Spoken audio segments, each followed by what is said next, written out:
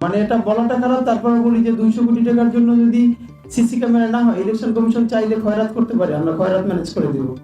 এই খয়রাতটা আমরা খারাপ করতে বলি না, বৃহত্তর বরিশালে দান সৎকারে খয়রাত বলে, আরবি খয়রাত কল্যাণ কামনা থেকে আসছে, আমরা যারা ভিক্ষাবৃত্তি বলি। প্রবাসীরা চাইলে এই 200 কোটি টাকার সিসি ক্যামেরা দেশের জন্য এমনি দিয়ে দিবে, যারা লিমিটেড শাটডাউন করে নতুন বাংলাদেশ এসেছে। এবার তাহলে বুঝেছেন কেন প্রথমে তাকে টার্গেট করা হলো? এরকম একটা ট্যালেন্টেড ছেলে, এত সুন্দর করে কথা বলে, এত ব্রেন, এত বুঝবান একটা ছেলে, তাকে যদি এইভাবে সরা না দেয় তাহলে তো ভবিষ্যতে দেশ সবাই দেশপ্রেমিক হয়ে যাবে, আর দেশে তো উন্নতি হবে, দেশে তো মানি চলবে না। যদি থাকতো তাহলে তো এই দেশের দুর্নীতি করার কোনো সুযোগ থাকতো না।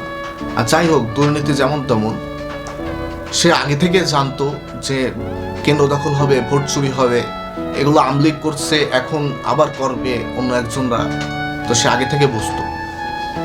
তো তার মতন একটা ট্যালেন্টেড পার্সন যে এত কিছু বুঝতো, এত সুন্দর করে কথা বলতো, আমার মনে হয় যে কয়েকশো বছরেও তার মতন একটা লোক আসবে কিনা আমার ধারণা নেই। সো একটা কথাই বলতে পারি, জাস্টিস ফর হাদি।